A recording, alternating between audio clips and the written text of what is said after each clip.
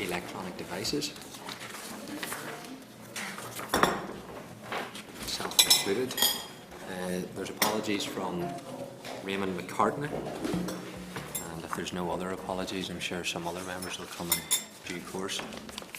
The draft minutes of the meeting held on the 8th of October were available for members, and if you're content with their accuracy, then I will sign them accordingly, unless there's any amendments any members would have.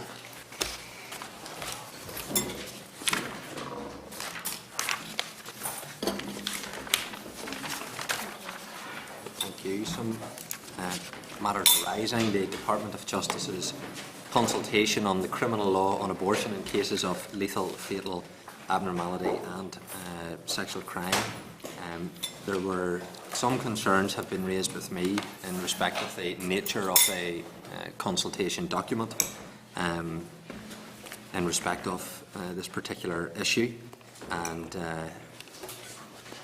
I think it would be important that there is clarity sought from the Department as to what exactly members of the public and organisations are being invited to comment upon, because the document does indicate that there will be aspects of the responses won't be taken into account and will be ruled invalid, which is somewhat unusual, and given the sensitivity around this particular issue and I suspect the volume of the responses, I think it would be important for the Department to clarify on that particular issue what they will deem as being invalid and why they have decided to take that particular reproach, which is in respect of around Chapter 10 of their particular document. So if members are content, we'll write to the Department seeking clarification in respect of this document. Also, the document highlights a particular case which has been well documented in the media, and again, that is unusual for a department to make a consultation document so heavily emotive by highlighting one individual case. And again, concerns have been raised with me from individuals that that is unusual by way of a consultation process. So if members are agreeable, we'll write to the Department seeking clarity in respect of that as well. So if members are content, we'll write to the Department accordingly. Item 2, in matters arising, is correspondence from NIPSA on the Human Trafficking Bill. Correspondence has been received from NIPSA in relation to the Human Trafficking Bill. A copy of that is at Table 3 of the table pack.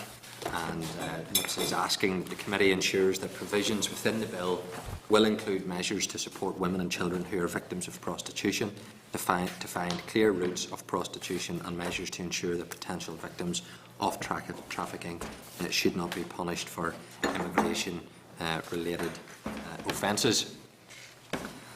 Okay, so that deals with matter arising. Just before we go into the substantive issue for today, which will be the hearing from the Prison Officers Association, obviously members will be aware of the Spotlight programme last night, where Maria Cahill gave powerful testimony to that particular programme. And it has raised, I know, amongst members who have spoken to me from a number of parties, very real concerns on the back of that. And I think it will be important that this committee considers what was broadcast in that particular programme, because there are concerns that political interference has taken place within the criminal justice system and within agencies of that system. And this goes to the core of having public confidence in an impartial criminal justice system where everybody is equal before the law, but is equally subject to the law. And it is my view, and I would seek members' comments around this, that we as a committee would seek an urgent meeting with the Justice Minister, David Ford, early next week to establish if he plans to instigate any independent investigation into a number of the issues that were raised during that broadcast. That the committee would also seek to get advice in terms of what options we would have as a committee. That would also include the committee establishing a full inquiry into the evidence that was broadcast last night on Spotlight, and that we would have those options provided to us at an urgent meeting next week, when I trust the Justice Minister would be able to come before us. So I don't want to prejudge what the committee's deliberations would be if we would take that particular route, but I would want to be given options as to whether this committee would be able to do that, the nature of such an inquiry, but also if the Justice Minister intends to have an inquiry on how this committee could support him in that process, or we can have a parallel process by means of our own inquiry. I think that would be important for the committee to consider, and I would seek members' views on that. Mr. McGuinness. Chair, first of all, if I could just say that I find the programme extremely disturbing. There are a number of issues which arise out of the programme and which relate to the PSNI, relate to the PPS, and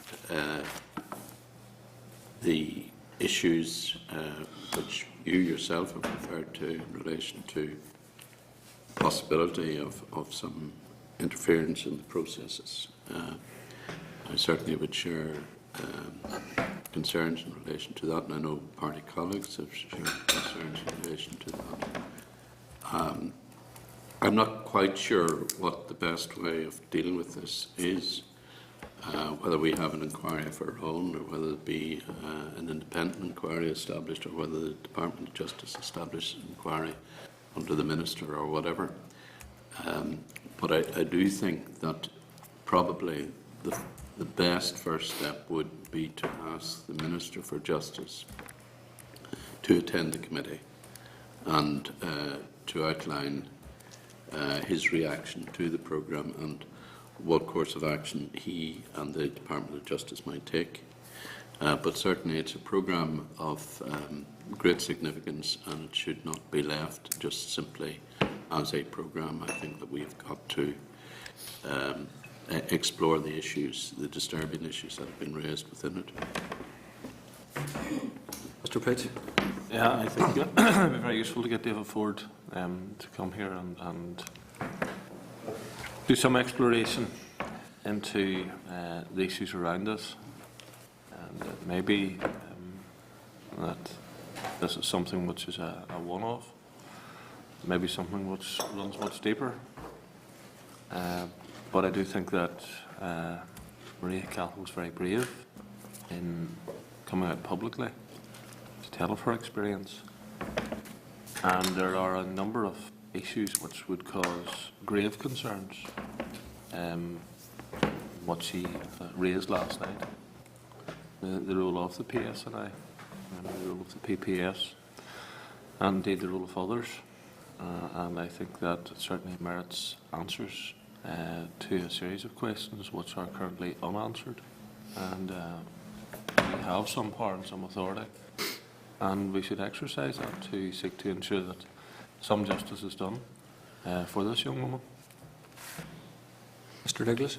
Chair, I didn't see a programme, and you mentioned about political interference. Could you maybe just give us an example of what the programme was about? Well, there was views expressed, obviously, in terms of senior Republican figures, none least Gerry Adams, in terms of what he knew.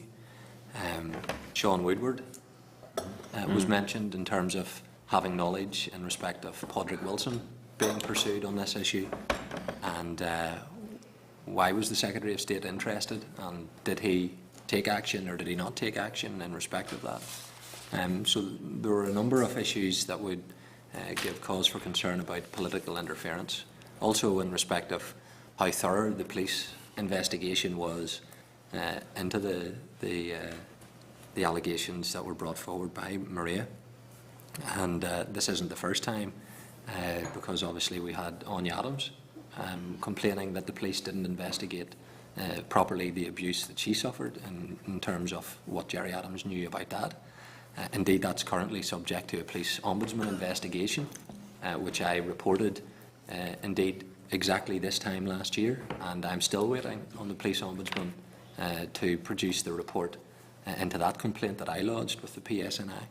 And that in itself raises concern as to the time in which it is taken to provide that report.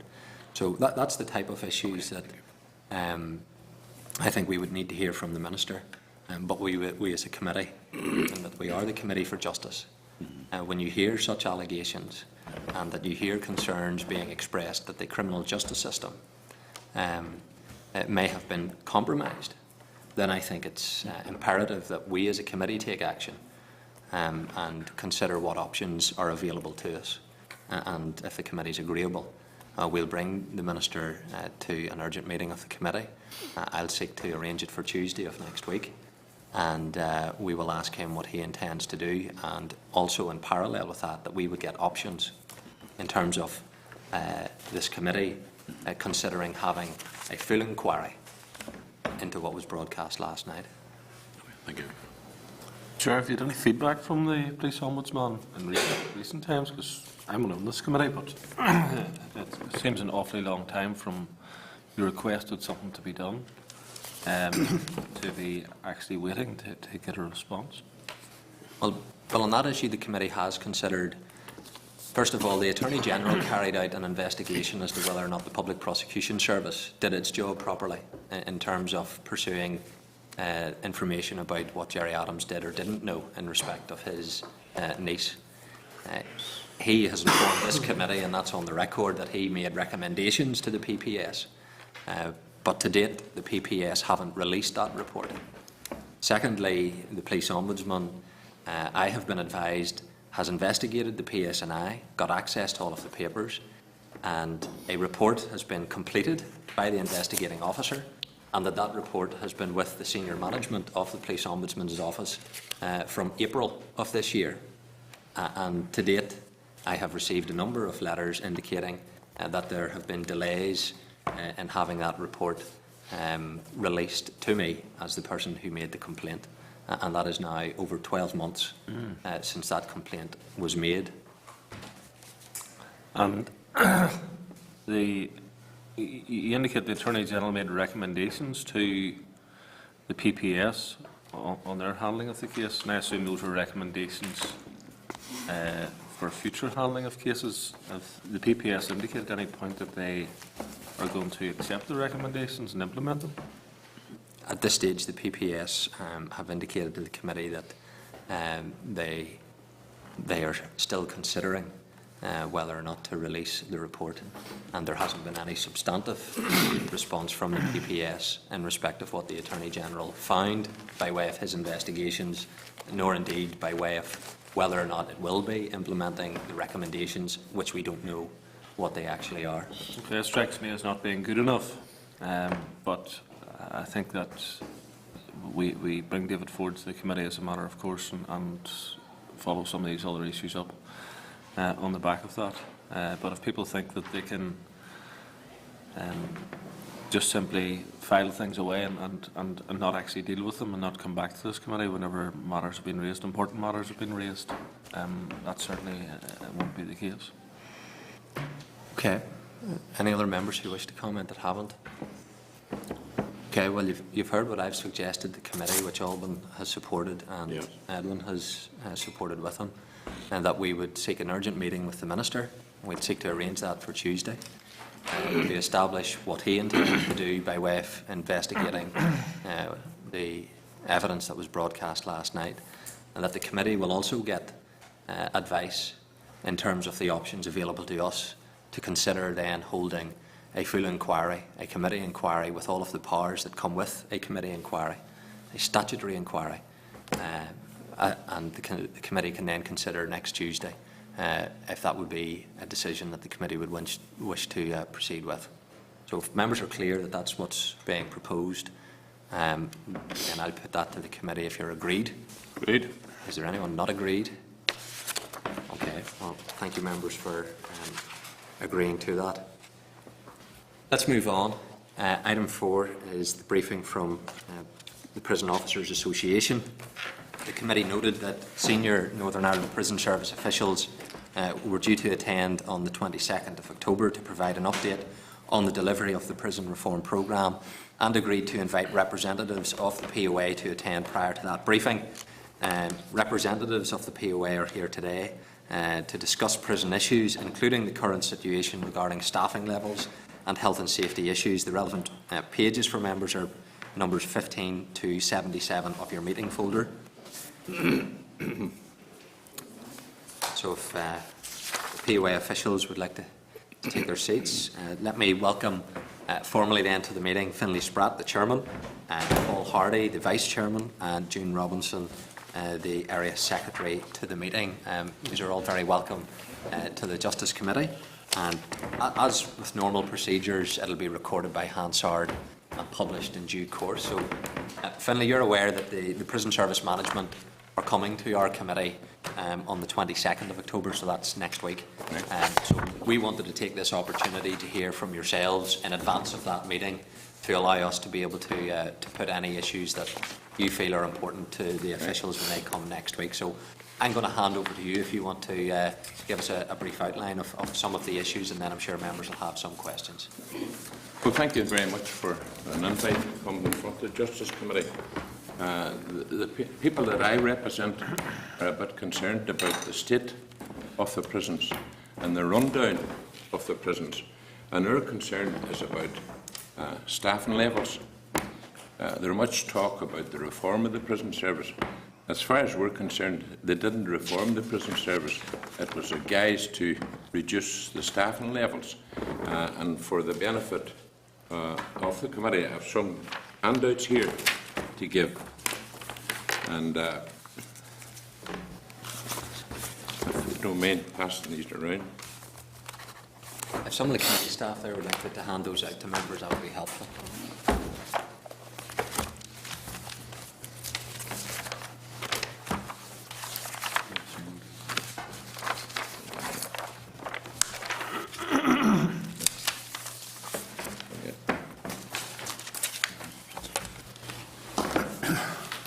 Get the chance up. You can get it before we.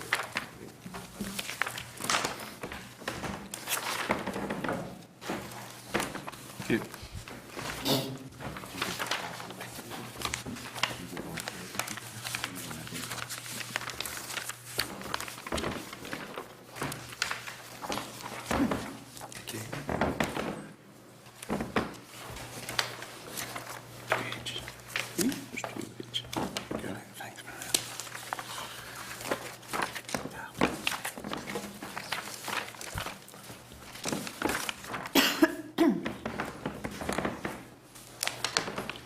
You see there's a communication sheet from one of our officers, in actual fact, that worked in McGabry. You can see there where he has actually voiced his concern about staffing levels in McGabry. Also covered to that is a communication sheet from one of our representatives at McGabry, where he talks about the management seem to want to run the prisons irrespective of whether staff there or not. And his view is that they're slipping back years, and it's only a matter of time before something seriously happens. You got that?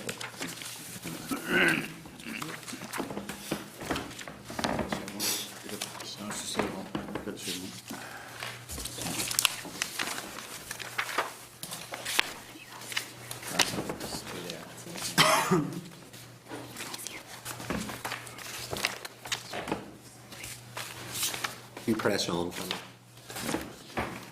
And also there's a communication sheet there from Mr. Henry Glass, who actually wrote to the Governor on the 3rd of August there this year. And I mean, that's self-explanatory, and I'm just asking the committee to read it. It's just by way of demonstrating to the committee what the problems are out there. But our major problem is the cutting and the staffing levels.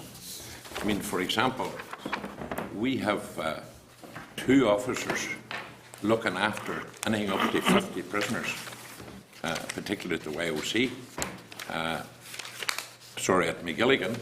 The YOC, 1 officer looks after 25, and down at McGabry, 2 officers is looking after up to 40 prisoners. And I mean, the situation that we're finding ourselves in here, and I've said it here to the Justice Committee before, that you imported an English solution to an Irish problem. And this is what's still going on.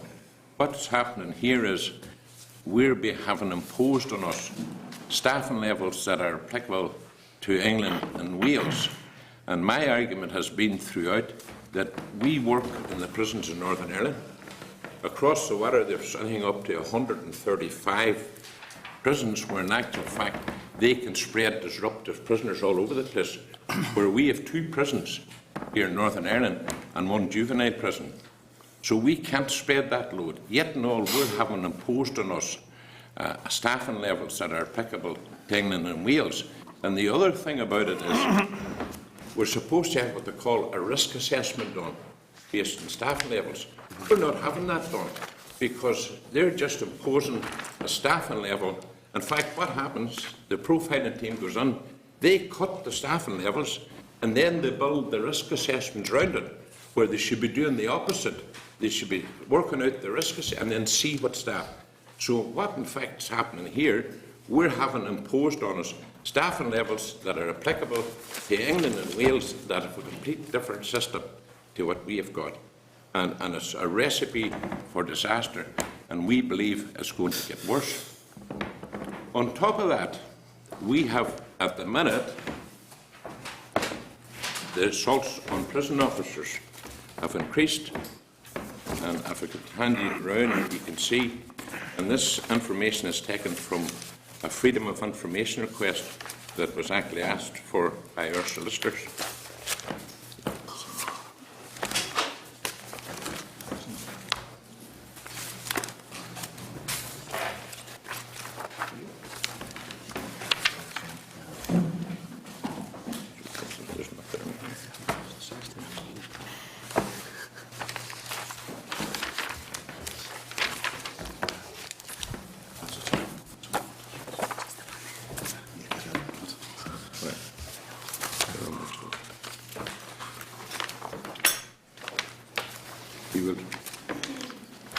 This is a Freedom of Information that was requested by our solicitors because we were concerned about the assaults on prison officers. And you can see from that Freedom of Information, these figures were supplied by the Northern Ireland Prison Service. And you can see in McGabry from last year to this year, the assaults on prison officers has increased by 46.1%. If you look at McGilligan, it's up actually 100% from this time last year. And if you look at Hydebank Wood, the Young Offender Centre, it's up actually 130%. Those are the figures actually supplied by the Northern Ireland Prison Service. Although we met recently with the Director of Operations, who tried to tell us that the assaults on prison officers were down, because he's using a different statistics. And we all know what statistics say. But these are their own figures. They're not my figures. And you can clearly see from the document, it's a Freedom of Information request. So they're not figures not produced by me. Added to that problem, we're in actual fact, as I sit here talking to you today, we're 91 staff short in the Northern Ireland Prison Service. And I'll give you an example. Our staffing levels in the Northern Ireland Prison Service should be 1,319. We're actually 91 short of that. And in McGabry alone, this is McGabry alone, they're 53 short in McGabry alone. How can we ever hope to run a prison regime? But these are the type of figures that are imposed on us. So we're 91 over the whole prison service short, and you can see from that document. And again, ladies and gentlemen, these are not my figures. These are figures supplied by the Northern Ireland Prison Service. So overall, as I said, we're 91 short. And if you look at the only one that comes up anywhere near the figures that we should have in fact is McGilligan, where we're only 7 short. Now, the statistics shown for the YOC shows 37 short. Now, fortunately, in that situation, we have a block closed down there.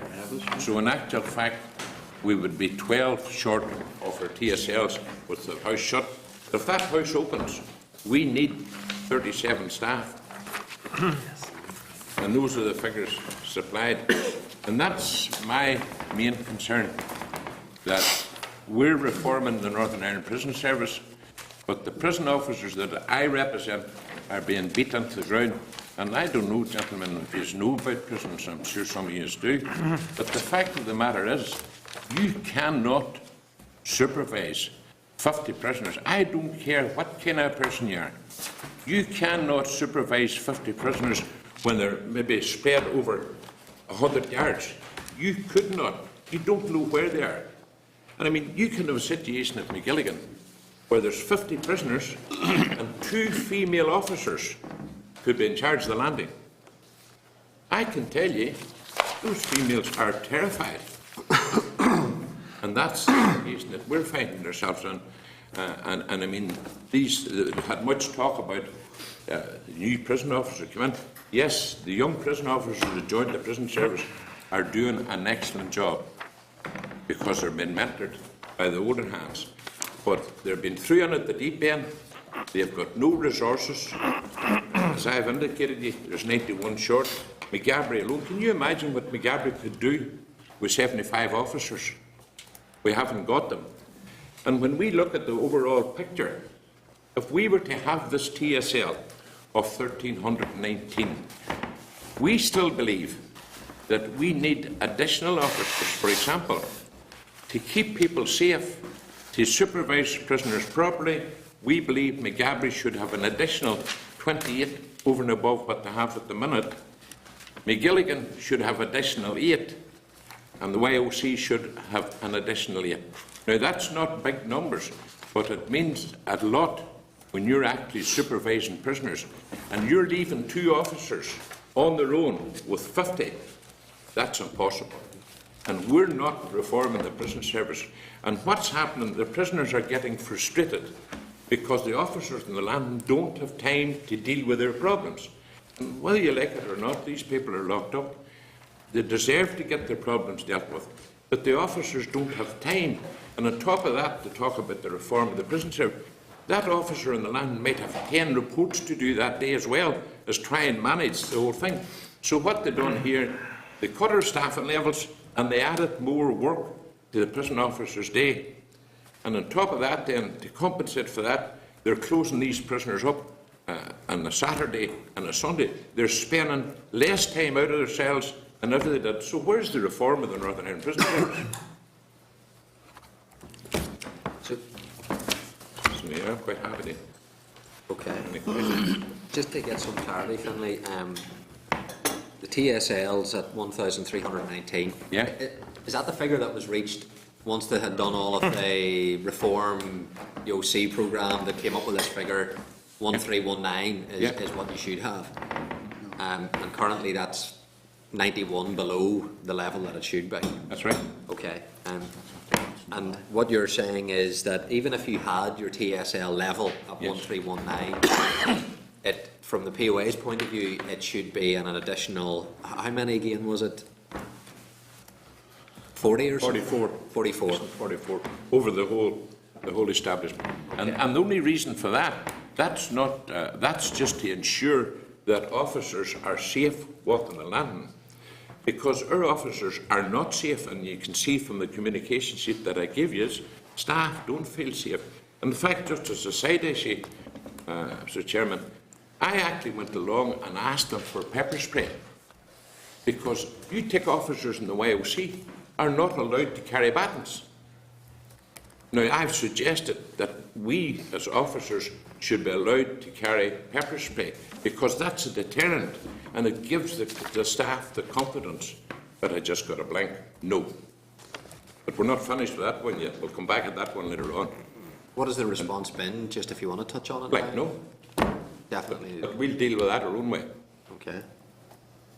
What way is that? If I can Well, tease you out? you know what they say, there's only so much you can take. And I think that the prison officers that I represent have been more than generous.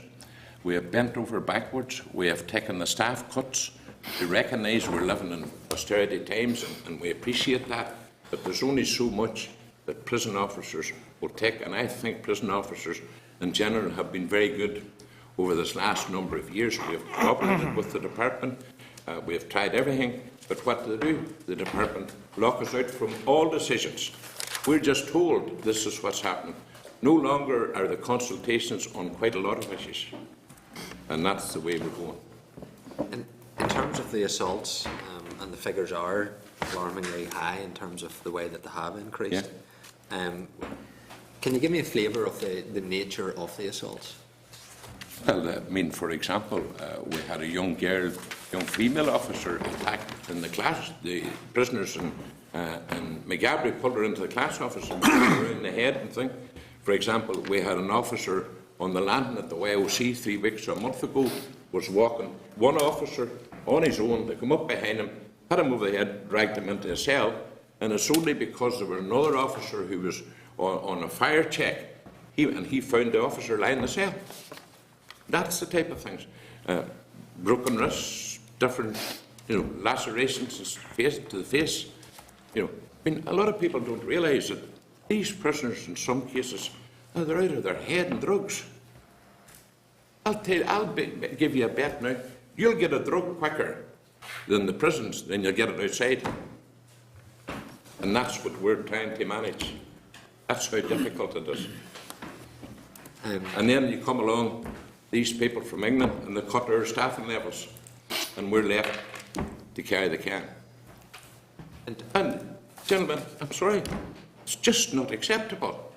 And I have to say, I notice our MLAs are very quiet about it. Don't say too much. You know that I was. I appreciate it, Mr. Chairman. You're very supportive. I know in the plural. You're very supportive. Yes, I accept that. I was in McGabry there only 3 or 4 weeks ago, and I got speaking to quite a number of staff, and this was one of the issues mentioned. And on the back of that, there was a series of questions that I submitted around assaults, staffing levels, and sick leave was one of them as well. And I wanted to touch on that just with you. The figure that I had got, that the sick leave was standing around September, I think it was around 130. It was around that figure that currently there was around 130 staff on sick leave. Do you know what the underlying issues are? Obviously, people will get, some will get the flu, but obviously there are other issues that are causing people to be on the sick. Is that a concern for the? Well, let me say it from the outset. I don't condone people going on sick. I think in many cases it is too high. But however, you have to recognise the difficulties that prison officers are facing. And it's a lot of people off with stress. There are a lot of people off with assaults. But the media give out these big figures, or the prison service, but they don't break it down and say to you, well, look, how many has been assaulted? How many are suffering from stress? They just batch it all up together. And if you look at the figures, prison officers are getting more warnings about their sick than the general civil service are getting. So we're under a bigger cosh than what the general civil service is. But however, you have to sit down and examine why is the sick level is so high. And as I say, as a trade union, we're not endorsing people going sick. We believe that people, but however, you have to be realistic and look at the problems that prison officers are facing. Well, it's no surprise if you've 130 people currently on the sick, and you've had around 100 people or 100 members of staff assaulted. Yes. So there's clearly a correlation between sick leave and assaults, and indeed undermanning, creating additional pressure. Exactly. And there's less people doing more work, and then that can create stress. And obviously there's the dissident threat as well. And I understand there's been a number of staff very recently directly threatened in Row House. Well, have you any comment to make on that? Well, of course, these dissidents continue to target prison officers. And my message for the dissidents is quite simple. We're prison officers. We're there to provide a service. We don't make the policy. But having said that, all the threats or something will not deter prison officers from doing their job. It's just as simple as that. And that would demonstrate down through the years mean, there was 29 more officers murdered in the last campaign, plus one recently done by the Dissenters. And I mean, that didn't stop prison officers. But I would appeal to the Dissenters, stop taking it out on prison officers. We're only there to do a job. But by attacking prison officers and attacking our homes, you will not deter us from doing our job. And they never did. And we will continue to do that job. But I think the Northern Ireland Prison Service has to be a bit more honest when they talk about their statistics for the sick. I think they should actually give you the breakdown about people that are off with assaults, people are off with ordinary sickness, or people are off with stress. They just, it looks very good, it's headline news, try and throw it out there, but you have to be honest enough and break it down, and then you'll see the difference. And then make some comparisons, like to the general civil service, and have a look. For example, as I said earlier on, prison officers, now if you're 2 days off sick and you've got diarrhoea, you get a warning. And that goes in your file for 2 years, and you can't go sick again for another 2 years. It doesn't happen to general service grades. Why should it happen to prison officers? That's a sort of an example.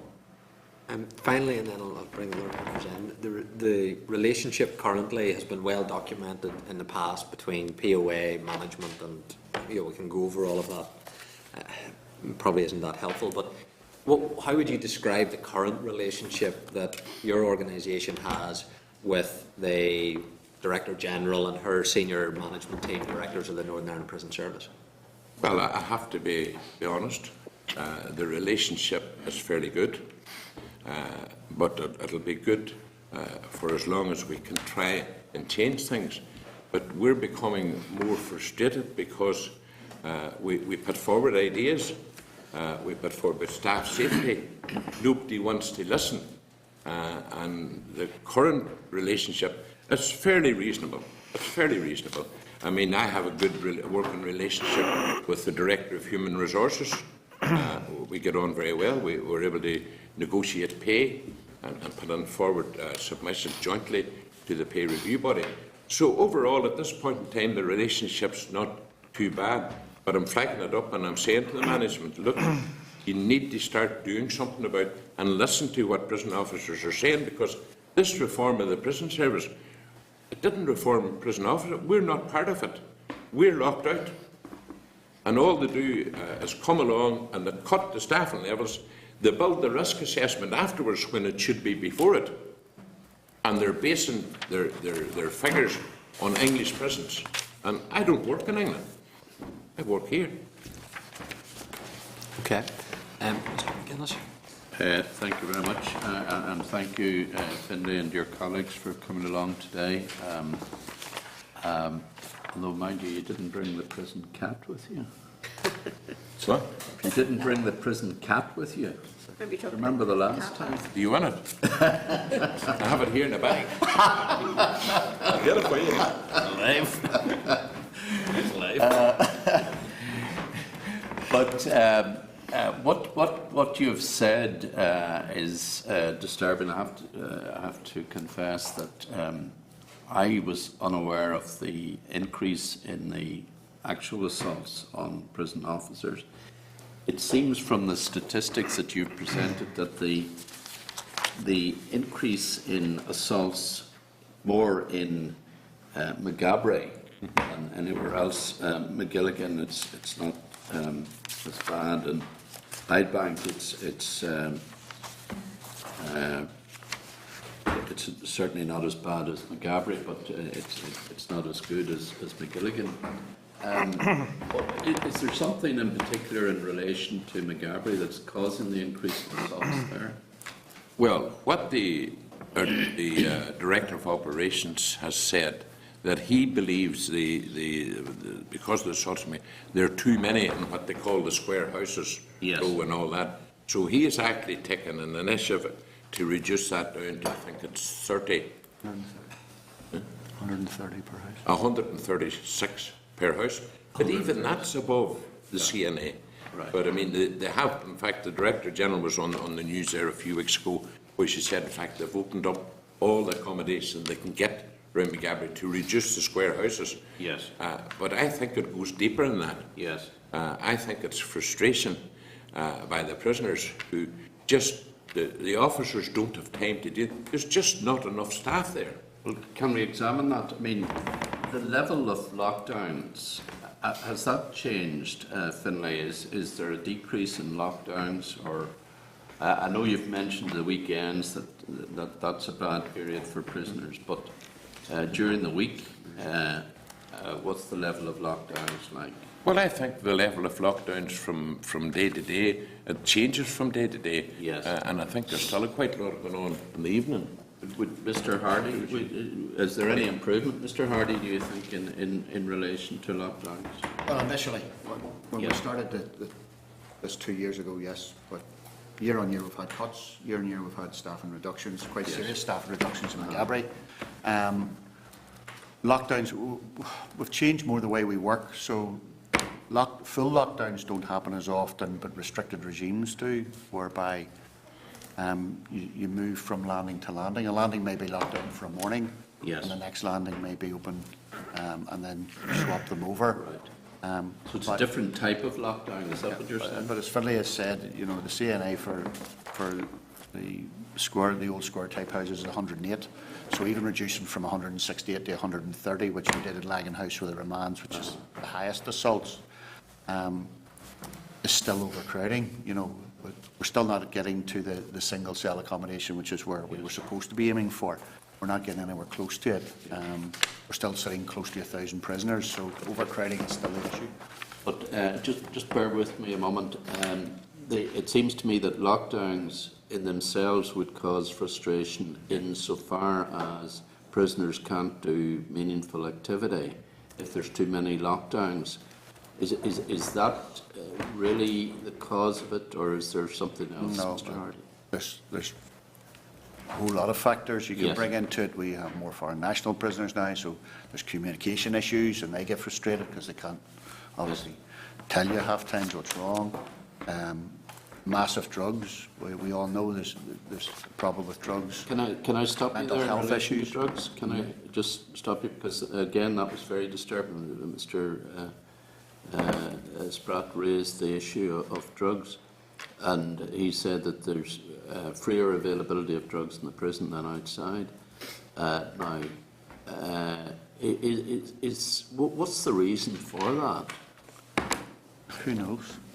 Yeah. I can't comment on how they get into prison, but they do get into prison. Yeah. They get in various ways, obviously. Visitors, home leave, coming back from home leave. But Yeah. because, as we all know, there are various ways of hiding it where we can't go, so they arrive in prison, and they'll always arrive in prison. We have had a drug strategy. We've had quite a robust one, where we took a zero tolerance along with PSNI, where people were who were caught with drugs were charged, and it wasn't just a caution, they were actually taken to court, and that's still going on. So, yes, we try to tackle it, but it's like everything, and drugs around Northern Ireland is the same as the drugs in the UK. It's always going to be there. You only just skimming the surface.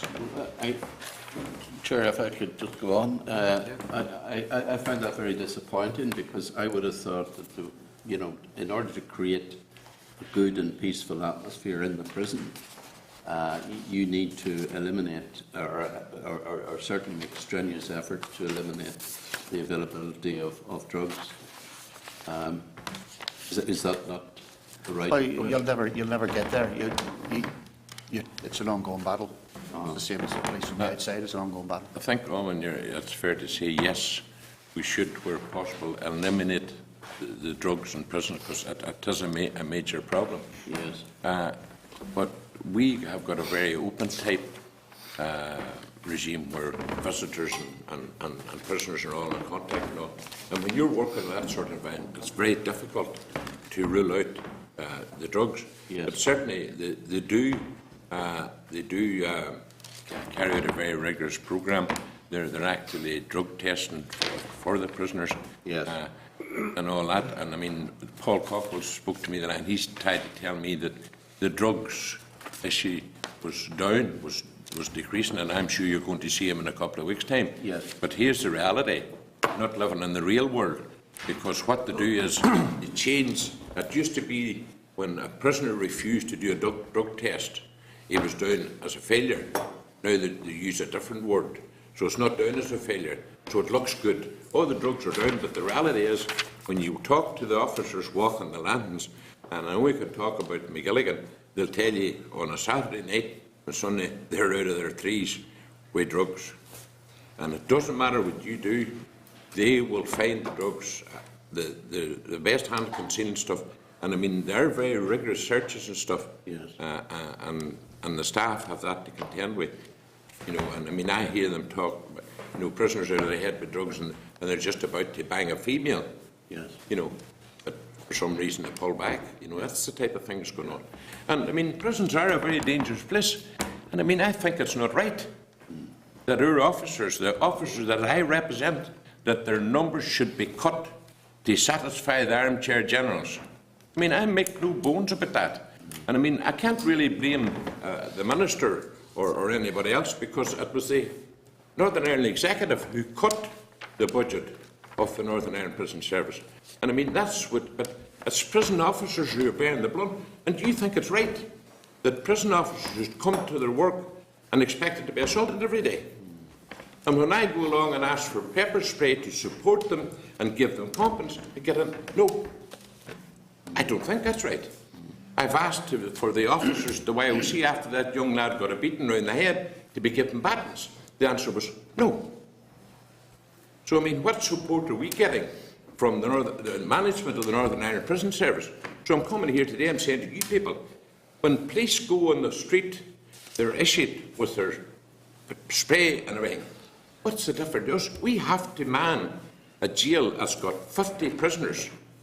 And they're not there because they took the money out of the Sunday school box or anything. They're there because of their criminal nature. And we have to man that. And our officers that I represent deserves to be supported. No point in these do-gooders sitting up in the Northern Ireland Prison Service. Oh, we can't have that. Well, I'm sorry. The people that I represent deserve to be supported, and they're not being supported because of the refusal to give us pepper spray, the refusal to give us a baton, the YOC. I mean, okay, I accepted that officers of the YOC shouldn't have been carried by because there were juveniles there. But we have now taken them away. And the latest ploy, they said, oh, but we've got females there. Well, I mean, there's two sides to the prison. There's a female side and there's a male. And the excuse is, oh, we can't have officers having to respond to the female side with batons. They don't have to take their batons with them. But they should have their support of their batons. I much prefer pepper spray because it's much easier getting a burning in the eyes and somebody getting a slap around the head with a baton. I mean, we have an officer who ended up in court recently because he used his baton. In fact, he's now appealing the case. You know, so I think that we need to be supported to do our job, and we're not getting that. Just one final question, and it's a very short one.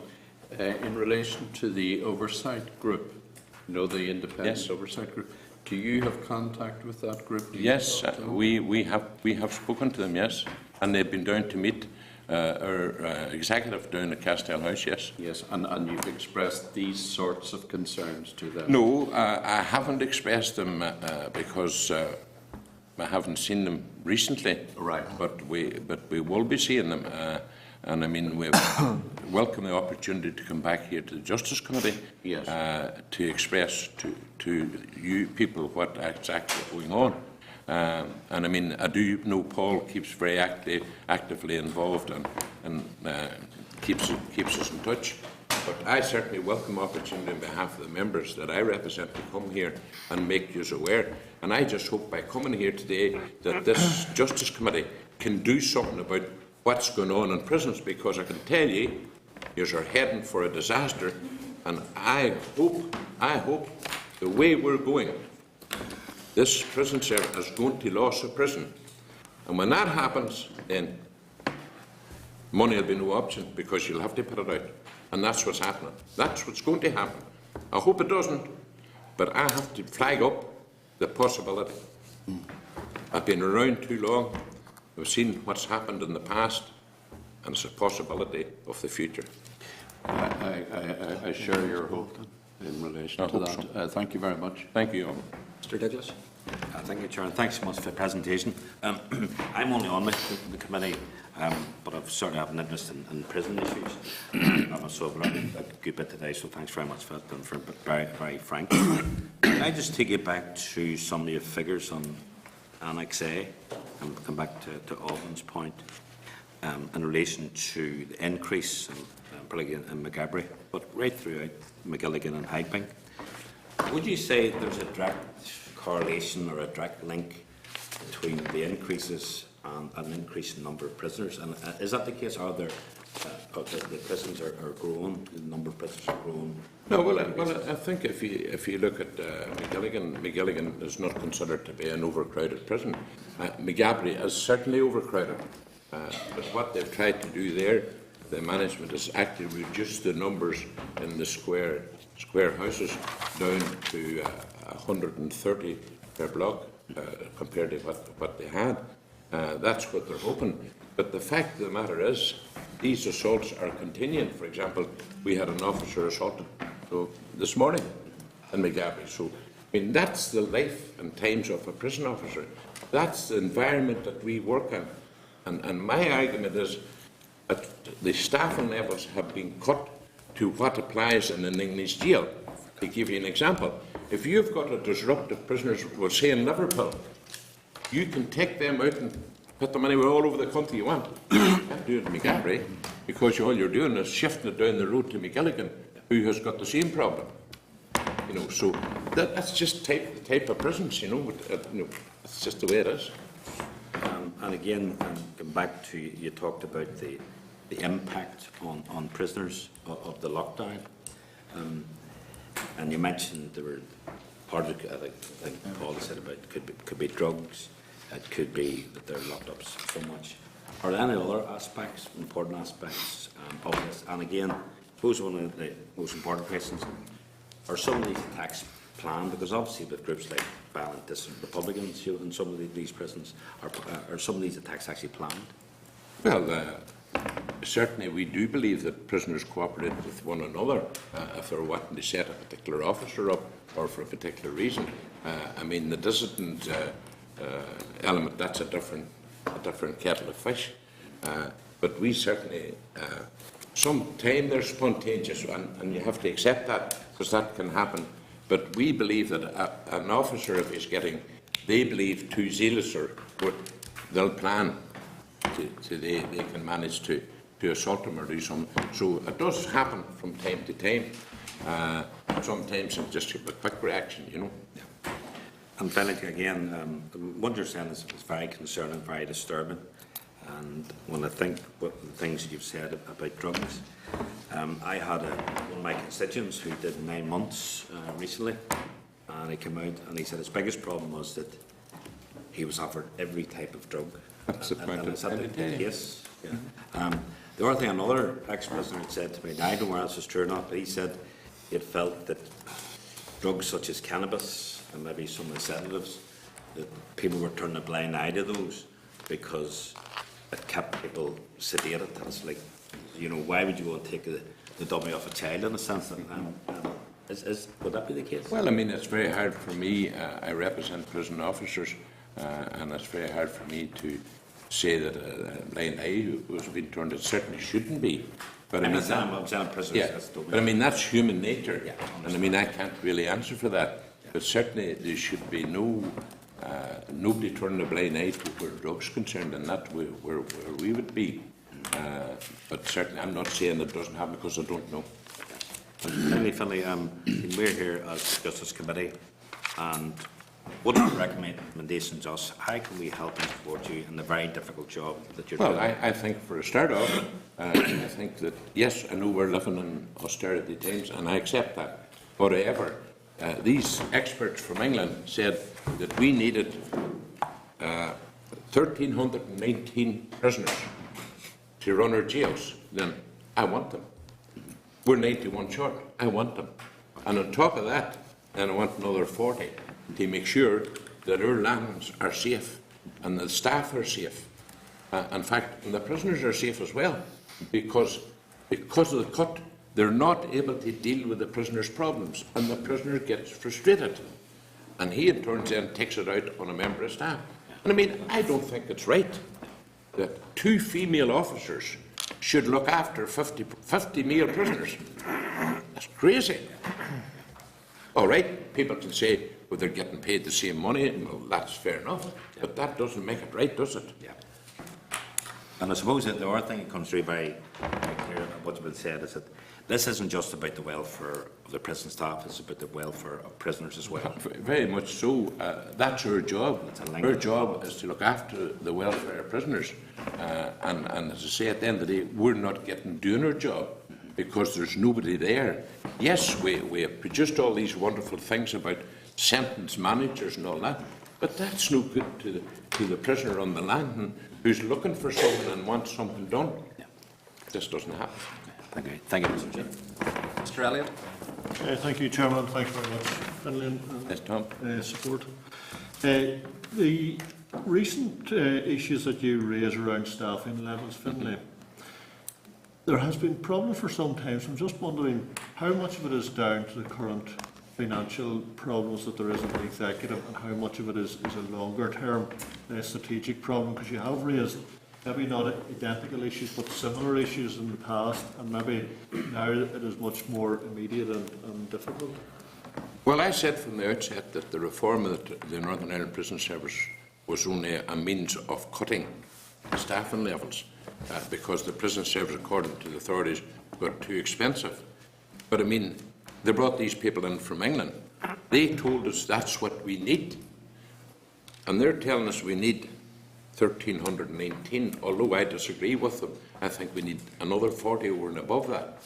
So I'm saying this, you know, we need the staff. I mean, they decided to cut another 91. We had no discussions, no negotiations about it. They just drew along, they don't recruit.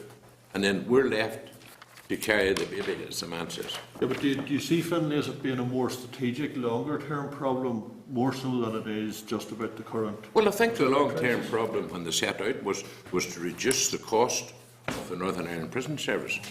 And that was the main driver. It wasn't the reform of the Northern Ireland Prison Service. The main driver was to cut the cost. Now, I accept that we're living in difficult times and financial difficult times. But at the end of the day, society has a responsibility to look after these people that are sent to the courts.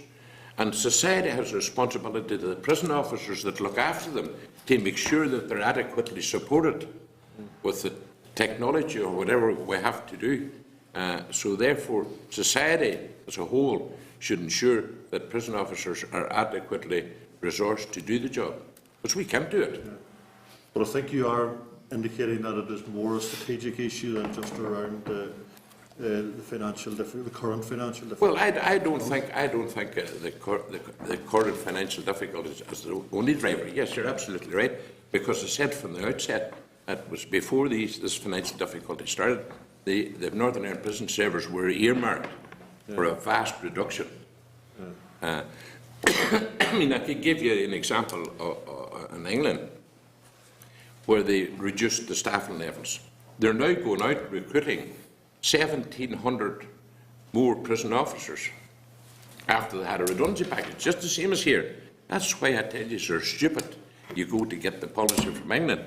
You've got your own policy here, but they bring it in from England. So they're going to recruit another 1,700 officers in England. And after they let all them people go in redundancy, what do you think they've done there? They're now recruiting reserve prison officers in England. No one's let go. The bund went out with the big money, they're now bringing them back. And that's what's going on here. One other query, just it has been raised a couple of times so far, and that is around the drug problem in prisons. Because, you know, the information I get is indicating that it's actually getting worse as opposed to improving. How much of it do you see is coming from prescription drugs in-house as opposed to those drugs that are smuggled in? I think, Tom, it's very hard to say one or the other.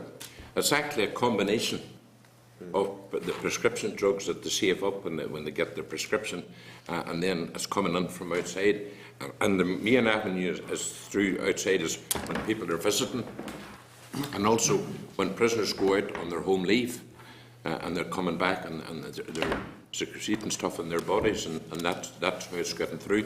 But it's very hard to say it's just prescriptions or it's ordinary drugs. It's a combination. Has there been any proactive work taking place by the prison management to try and resolve that? Because when they were here the last time, they said that they had a number of programmes ongoing. Well, I To think reduce it. yeah, I think they're carrying out all the searches that they possibly can, and I don't see much change. Paul, do you? Well, the SAT, as you know, have taken over, South Eastern Trust has taken over the medical care, so it doesn't come under direct responsibility of the prison service anymore, so the information isn't as readily available. If you're saying about prescription drugs, yes, there's large numbers of prisoners are on prescription drugs, probably 80% plus. Don't quote me, but it seems like that whenever the nurse comes in to hand it out. How many of them are being bullied into getting it? We don't know. You know, anybody can go and see a doctor and get a prescription, as you know, and if they're selling it or passing it on, we wouldn't know. We catch the odd one who is bullying. But again, when you don't have the officers to, how do you challenge offending behaviour? How do you challenge the bully? How do you challenge the ones who are trying to manipulate the system if you don't have the people there to do it and don't have the eyes to do it and the hands on to sort it out? So yes, it's prescribed medication is an issue, but that's the South Eastern Trust's responsibility and not so much the prison service responsibility. In regards to searching, yes, we do have robust searching in various areas, but as the chair could probably say when he was last in McGabry, Moore House Complex, the old female prison, there's no searching. There's no searching of staff or visitors or anybody entering or leaving that area. It's done on a random basis because of the cutbacks. We had to cut staffing, and that was two of the posts that went, was a search on the way in. And the main prison, when it gets tight, it's dropped there too. So if you really wanted to bring something in, there's less of a deterrent than what there would have been in the past. The home leave has always been an issue, but yeah, the drugs are getting in. How they're getting in, same as mobile phones, they get in, and we do our best to try and track them down. We have all the latest equipment to try and help us with that. We have a good dedicated search team who use intelligence-led searching, which could be information from other prisoners or from staff or from various. Chair, sorry to labour the point a wee bit, but just the last time the prison officer or prison management were here, they said, will they then place them on relapse prevention support to stop them going back to drugs? Is that happening, or is that something that's I haven't heard of it. distant to you? Well, I haven't heard of that, but what we did do, we've recently piloted a drug recovery unit. 57 prisoners, I think, or 58 prisoners applied for it, thereabouts, and they took 12 on. The programme's just finished. Unfortunately, it is what it is. It's a pilot, and they would like us to carry it on, but where do we get the money from? So it's stopped while they reevaluate and figure out how we afford it in the future. And that's only as recent as within the last 48 hours of her dad, you know. So we have all these, as when I said, we have all these wonderful programmes about rehabilitation, but we don't. I haven't seen that in the last 2 years. Figures can be manipulated, as Finlay said, with statistics. It's how you put people to work. If you have 2 orderly jobs on a landing and you have 10 prisoners as orderlies and they all do an hour each, then they all look as if they're working on paper, but it doesn't mean that you've actually done anything with them. The workplaces in McGabry hasn't increased in the last 2 years, so how can we get more prisoners out to work? You know, and the staff, they want to do that professional side of it, but if you don't have the amount of staff to do that and deliver the programmes, then you're failing in what you're trying to do, and it gets frustrated. It gets frustration building up in staff because they can't do what they're trained to do. Thank you, Chair. Mr. Frey? Thank you, Chair. You've got the statistics with regards to the assaults on officers. You're in Annex A. Do you have any indication or idea of assaults prisoner on prisoner? I haven't a great indication. Coco, this was the last meeting. Yeah. Why don't have But we've been told at the last meeting that the assault on prisoners is down, like we were told the assaults on prison officers were down. Now, I haven't got the statistics for assaults on prisoners, so I'm not able to give you an idea, and I'm sure the management, when they're here, they'll be able to tell you. Anecdotally, though, you would think that maybe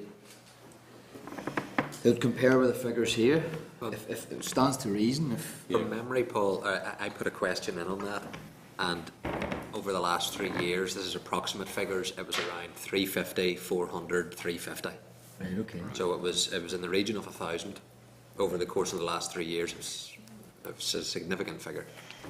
Okay, it would be interesting to see, we should try and find out, Chair, if there's an increase. I don't- Substantial figures, but if there's a percentage increase, something similar then. I don't have the figures, but speaking to my colleagues on the ground, all I can tell you is that they're telling me that the assaults on prisoner has increased because they're so frustrated. They're locked up. There's no work. There's nothing for them to do. Yeah. I think more scary is that the level of violence has increased. Somebody getting assault before might just been a few punches or something. Now we're getting buckets full of boiling water poured over people as happened at Great House. Maybe 2 or 3 getting one prisoner in an exercise yard and forgetting when to stop until we get there. You know, so the level of violence is increasing in certain cases, whereas before it would have just been, say, handbags at dawn sometimes, but no, it is getting more and more dangerous aspect, and that's prisoner on prisoner assault as well. It's not just prisoner on staff assault. And the severity levels could be down to the fact that you haven't the staff to handle it, detect it quickly, and deal with it when you get there. Yeah. You talk about the pepper spray. It seems to be that you've made a plea in order to protect your staff who you represent, and you say that they've basically said no. To me, that's not an adequate answer at all, to say no. You need to know why they say no. Have they told you anything of the rationale or reason why they say no? No, we raised it at a meeting about a month ago where we demanded that we should be given pepper spray, and the answer was just simply no. It's the same when it comes to giving batons to the officers of the YOC. The answer was simply no, because we've got females there, but the females are separate from the males. And I mean, there's no longer juveniles there, so there's no reasonable why they can't give them batons. But I mean, I would like to see the officers issued with pepper spray. Now, it's not something we want to go around spraying everybody, but at least the officer would have the confidence and the aggressive prisoner, because believe you me, prisoners can be very aggressive and they can take you so far they don't touch you, but they would test the patience of within. So therefore, I believe that by carrying the pepper spray, it's a deterrent, something you don't want to be using. It's the same as batons. You don't want to be using batons when it stretches the imagination. But you have to have the means to defend yourself. Do they have pepper spray in any other jurisdiction? As I keep saying, I work in the Northern Ireland Prison Service. I don't work in jurisdictions. But yet, no, what's wrong with the PSNI officers walking the streets? What's the difference to a prison officer walking the landings with 50 prisoners? And I mean, you're out there in the public, and you're not expecting it. I mean, you're working with people who have been sent by the courts, so you can get a bat round the head any time. So therefore, it's only but right that they should have a pepper spray there in the event of it needed. And it'll be much easier getting spray in your eyes as somebody being hit round the head with a baton. PAVA is available in the prison service. We have it already. It can only be issued and used with the permission of the Secretary of State by the Director General. So if you've got an ongoing situation in your prison and you need a quick decision, it doesn't come. And any time we have asked for it, it's been refused. It's never actually been used. It's been on a 3-year pilot, at least 3 years now, and we have never moved past the pilot. And if you take it in relation to use of force, PAVA spray is less force than a baton strike, because yes, you get sprayed, yes, there's instant pain. Within 30 or 40 minutes, that wears off. Where a baton strike can, especially a misplaced baton strike, especially if it hits in the head, cause a lot more damage. It's a lot more serious. The last thing I want to explore, Chair, is the fact that, and Finlay, you raised it, and it's a spectre, so I think it's incumbent on us to explore it. You talked about losing a prison, losing control of a prison, I would take that. Obviously, growing up, I've seen issues and debates on English prisons where similar actions have taken place. Yeah. Have you any knowledge or background or evidence as to the cost of something like that happening, both on a human scale and also financially? Because if these reforms are, as you say, are all about cutting the prison service, all about reducing money and pressure that way, but if it's going to, something like this is going to happen, if it were to happen, I want to get a feeling and a context of the cost, both human and financial. I don't really know what the cost is, but I think the most important thing from us is to make sure that we don't lose a prison, because that's the most important thing. But the point that I'm highlighting, we go on the way we're doing by reducing staff and numbers and reducing staff and particularly and supervising prisoners. And prisoners start to get frustrated, and we're locking them up more now than ever we did. Then I believe, and I mean, I had staff openly talk about it, and they could possibly lose a prison.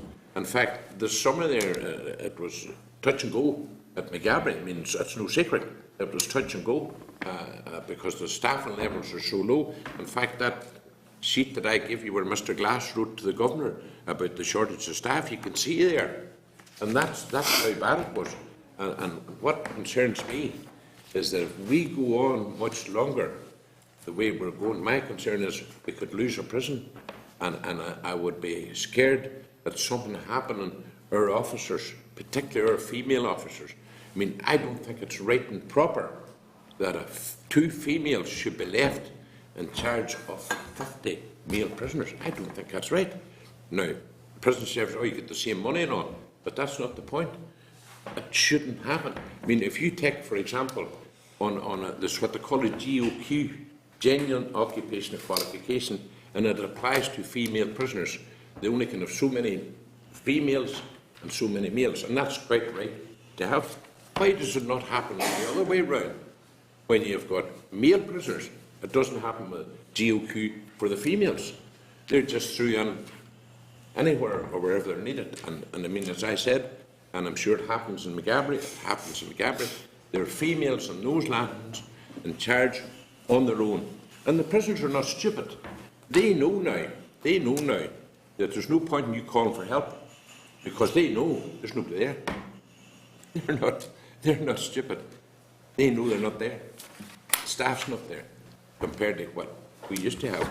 Now, as I said at the very outset, yes, we're living in austerity times, and I accept that. You have to reduce your cost, and I understand it, but it's gone too far. And those figures that I'm talking about, the TSL plus another 40, are essential, or we're going to have serious dips. Now, I know management's coming to you and they'll give you a lot of waffle in 2 weeks' time, but you want to speak to the officers on the ground. The last question, Chair. This is a snapshot of the TSL now, but what was the levels? What was the establishment? We used to have before over the fall? 1,500 staff, and it's over the period of time it's been cut to 1,319. In fact, we're running 93 short, and that's fair enough. That's austerity measure. I don't have no difficulty with Can it. I ask just on that, because I know time's pushing on, what's the population, the prison population like? It's around about 1,800, isn't it? Now? Yeah, What was it when you had 1,500 staff? around about the same. It doesn't fluctuate much, but they've cut the staffing down because they talk about it wasn't reforming the prison service, and they conned everybody. Yes, sir. And they'd be far better up front and said, look, we're going to cut, Change their management structure. And sorry, give us that figure again, the prison population. It's around about 1,800. I don't know, Paul, off the top of my head what the figure, but it's around about 1,800. And I mean, we had, in fact, those figures, at actually one time it was 1,600 staff, so it was. And we're cutting out to 1,300, which is fine. But surely, if they're saying we need 1,308, where's the 91? Surely we should have them. Okay, thank you, Chair. We're still losing staff hand in office because I lost 4 and 5 days just resigning and going to other work. Supermarkets are paying more than prison service now. And then you've read. So they're saying, they come in and see the job and think it's a career. They see what it's like and the dangers of it. They apply for other jobs and they're leaving. We've got quite a few waiting that are going through the police process as well. So the staffing figures are probably going to get worse over the next 6 or 8 months. That's our concern. With no sign of recruitment. Thank you, Chair. Mr. Page. Thank you. Finlay, thanks for giving us those figures. And you presented the figures, the percentage rises from last year to this year. Yeah. I would be more interested in actually looking at the trend. And the trend, if you go back to 2008-9 through to now, with the exception of a few blips, have been almost entirely upwards. So, McGabbery, it's 17 times the number of assaults, McGilligan 6 times the number of assaults, and Highbank nearly 12 times the number of assaults. Yeah. So that's, that's if that trend continues, that's just something which is wholly unacceptable. Mr. Henry quite rightly sought to identify if there's a correlation between this and assaults on prisoners, and Paul, you indicated that the assaults on prisoners were becoming much more extreme, perhaps pre-planned and consequently much more dangerous. So we do have a duty of care to both the prison officers and indeed the people who are in prison. They're there to serve time, they're not there to be assaulted and to be beaten or whatever. So that's something that should cause massive concern to us, that those trends are continuing to be the case. The issue of drugs was further mentioned, and we see prisons as somewhere that people go to reform, and I think the message that we're getting from yourselves today is that there isn't the level of service within the prison to be able to engage in reform of prisoners. Well, and I think what you're saying is that there isn't even the level of prison service staff to ensure the safety of prisoners, never mind the reform of them. that's right. I mean, we're there to provide a service. We're there to look after prisoners. And if our staffing levels has cut that far, which they've done, then we don't have the staff there to look after prisoners or tackle the reoffending. Now, they introduced a lot of offenders managers, or sentence managers and stuff like that there, but that's not going to deal with the day-to-day prisoner on the mountain and the drug case. So the more they cut their staff, then the less chance we have of getting through to them, and the less time that the officers have to spend with the prisoners and deal with their problems. So it's just, we're caught, we as prison officers are caught in a merry-go-round. We just can't win. It doesn't matter what we do. And I think, Edmund, I would ask you the committee to bear in mind, those are not my figures. Those are figures produced by a Freedom of Information request from our solicitors. These figures here that I'm giving you are actually supplied by the Northern Ireland Prison Service. Yeah. In case anybody comes along and says, I didn't produce any of these figures. They're not my figures whatsoever. Because for a start off, I wouldn't have the information. I think what Finlay said there about cuts and money, we're probably at the stage now that we can't go any lower on staff, is what we're saying. So if we're making cuts in future, it has to be at the regime level. So then once you start getting into the regime level, then you're starting to change the whole reform programme, and you're following England exactly. You're going right back to lockdowns. Chris Grayling was on about the amount of lockdowns across the prison service, hence why now the safety, and they're bringing in 1,700 prison officers. They've already been there. Why are we running after them? It's time to stop and say, can we not do something a wee bit different here? Yeah. I think the other issue is that if you don't have the staff, you have to have the alternatives, That's my point. and you're neither be given the staff the alternatives. Strikes me that a lot of these assaults are taking place because prisoners know they can get away with it. Yep. I mean, Prisoners are actually telling staff now, you're only on this landing because we let you, because we know there's not enough of you anymore. so That's the scary part. if you have a weak regime in terms of providing you with the requisite support to do your job and not having appropriate numbers of staff, you know, there's only one outcome that you can see in the future. I mean, I don't think that the POA is being unreasonable by asking for, instead of 2 officers supervising 50, we believe it should be 3. And I don't think that's reasonable. And I use McGilligan as an example. I mean, we're only looking for another 8 staff in McGilligan, which would allow them to make sure that there's always 3 supervising 50 prisoners. And the same at Hydebank Wood. The 8 we're looking for there, it's not to stay on the land, it's to patrol the lands. So there's somebody always going, and somebody's not left on their own. I mean, that young officer is left on his own, and only by the grace of God, the fire officer was coming around doing his alarm checks. He was lying in a cell, and he was very seriously injured. Sure, I'd be much happier with the idea of pepper spray than batons, to be honest. With the Well, that's why protocols, because if the baton falls into the wrong hands, Yeah. massive damage can be done. The pepper spray would be. Well, that's considerably why I put forward the less idea that consequences. we should be issued with pepper spray, and I can't understand the logic for refusing it. No. Okay. Lastly, Mr Lynch. Thank you, Chair. How many prisoners family has been charged with these number of assaults, or is any? Again, Sean, I don't have those statistics with us, but I mean, I do know the prisoners involved in the YOC were charged over that young officer, and at McGabry, the prisoners involved in that incident with the girl where they went and beat her up in the class will be charged. You know. So I think, to be fair, any prisoner who's found responsible is dealt with. Okay, some people might say he's not severely dealt with enough, but he is dealt with. But there's a huge number of assaults for no few charges. A lot of staff don't progress them outside through the police. They don't bother. They just go away, get healed, and come back and do it again. Because we do work in a dangerous environment. There is that element where somewhere along the line you're going to be involved in an incident. And it's not always just direct violence. It can be because the prisoner has mental health issues and he's gone off on one and he might be on the wrong medication. It's not just always a direct assault. Like, the injuries can initiate in lots of different ways.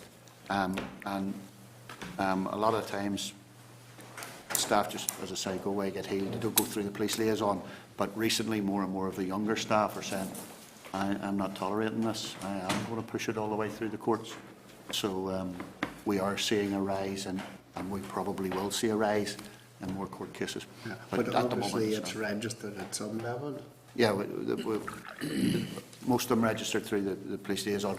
The figures that you'll get on assaults come through the accident book, and obviously then reporting it then to Castle Court, etc., to be recognised as an industrial injury. But to be fair, Sean, the Director General or the Director of Operations has said that he's going to look at this business of assaults on staff, and something's going to have to be done about it. Like, I have to be upfront. He's going to look at it.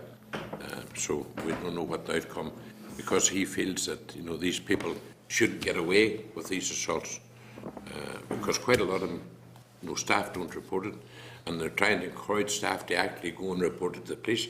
But what we have discovered in the past, because there are quite a lot of assaults on prison officers, you go to the police and report it. Then when it goes to DPP, nothing happens. So the officer, what's the point? Because DPP just looking and saying, nah, it's not worth pursuing. Right. And finally, Chair, just on the number, I think you said, Paul, the number of new staff that have left. Mm-hmm. And it's rising.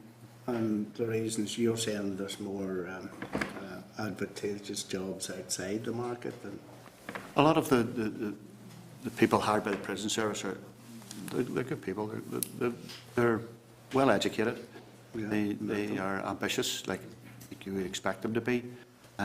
For some of them, this is a stopgap until the market opens up and improves. They're low wages in comparison to other jobs that they can apply for. And as I said, there's a number of them are going through the process with BSNI currently. how many of them are successful, I don't know. And it's their view.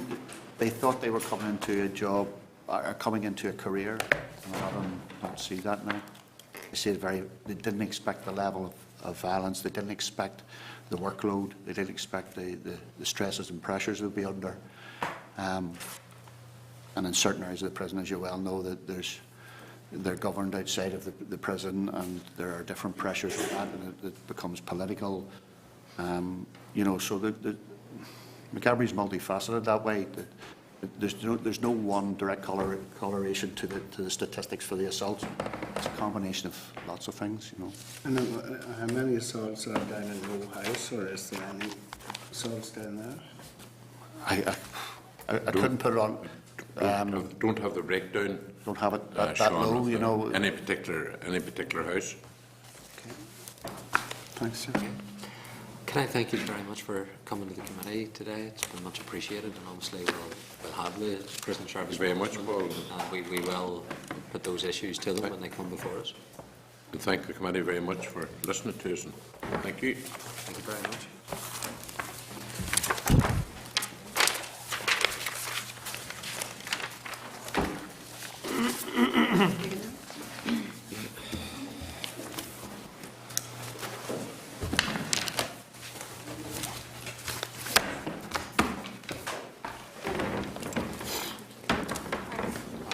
Thank you.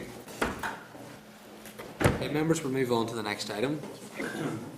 Thank you. Officials want to come to the table. The relevant pages are 79 to 211.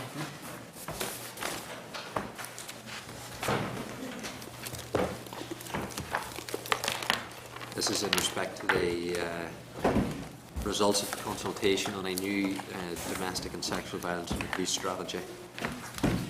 We're here today, so can I welcome Moira Doherty, Deputy Director, Strategy, Innovation and Research Division from the Department of Justice, Martine McKillop, Head of Crime Reduction Branch in the Community Safety Unit from the Department, and Gary Gregg, Policy Lead of the Domestic and Sexual Violence Integrated Projects Unit from the Department of Health, Social Services and Public Safety.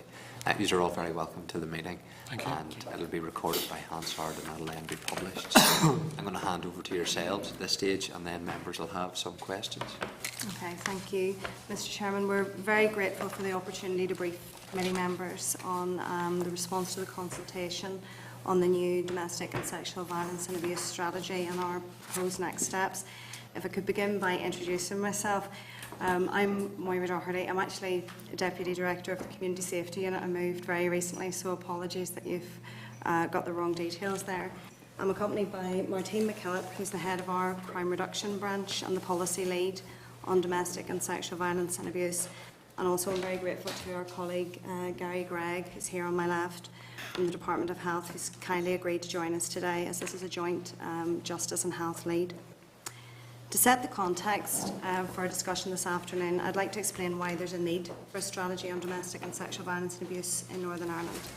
Today, domestic sexual violence and abuse remains largely a hidden problem happening across the community in Northern Ireland, often behind closed doors, considered by many to be a personal or a private matter, and we want to bring these issues out into the open.